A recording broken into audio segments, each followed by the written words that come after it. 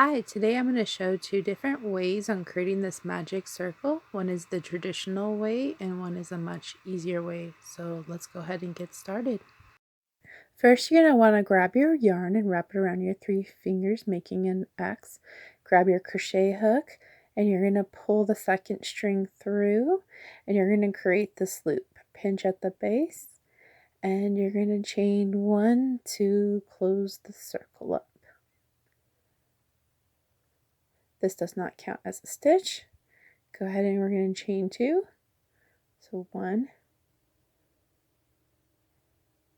and 2. And we are going to double crochet into this circle that we had just created. So grab the yarn from behind. You're going to pull it from the first 2 loops.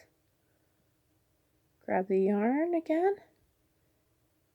And pull it through the last 2 loops. Let's go ahead and do that again. Wrap the yarn. And we're going to do another double crochet. So you're going to pull the yarn up. You're going to grab the yarn and wrap it around and pull through the first 2 loops. Grab your yarn again and pull it through the last 3 loops. Okay, there you have it. So what you're going to do is double crochet all the way around using the circle that you just created. Make sure your tail right here is not twisted, making it easier to close the loop. So now that I have all of my double crochets here, as you see, inside, we're going to go ahead and I'm going to create one more into the loop so you can see it. And that way I can show you how to close it up here. So let's finish our double crochet here. Grab a loop, go through the 2 loops, grab your yarn, the last 2 loops, and then you're going to go ahead and grab your tail and you're going to gently pull, closing the circle up. And you can make it as tight as you want or as loose. It's really up to you. I like to tighten it up as much as I can. And then you're going to slip stitch on the 3rd hook. So just right on top of the first crochet hook, the first double crochet you just made. So we're going to go ahead and slip stitch. And there you have it. You're going to have your magic circle using the traditional method.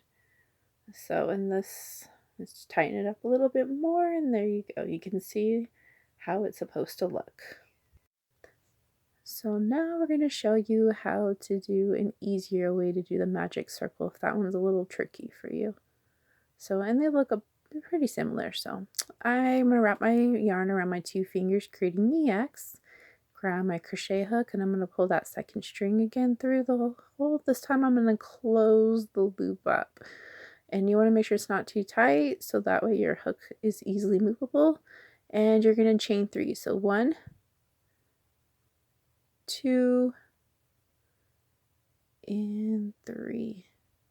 And we're going to slip stitch on the first stitch you just made. So we're going to go ahead and put our hook through there. And you're going to pull the yarn through both loops. So as you see the little hole that I just created, we're going to be creating double crochets in there. So go ahead and chain 2. So 1 and 2. And this is going to be our first double crochet here. And we're going to go straight into that loop or that hole. Okay, so grab the yarn, pull through the first 2 loops, grab your yarn and pull it through the last 3 loops. So you're going to wrap your yarn again and do another double crochet into the little circle that you just created. And you're just going to continue doing the double crochets into this little hole, just going all the way around.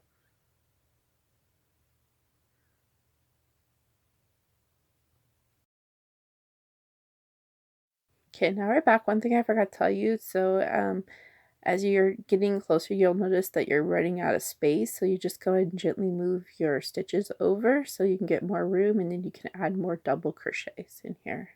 So we're going to go ahead and do that, and then I'll meet you back up toward the end.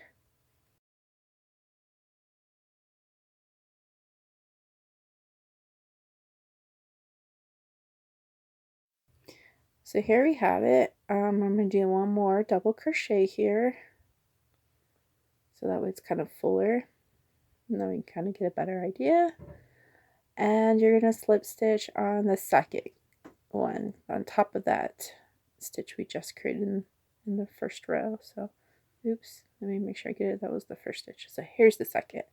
So you want to sometimes count your loops, get it in there and wiggle it in, and you're going to slip stitch going through both loops, and there you go. That's like the easier method. So as you can see, the difference, it's not too bad. So they look pretty decent, and this is great for any hats or any round projects that you may have. So there you have it. Again, this is perfect for a big round project. So let me know how you guys like this video, and I'll see you next time.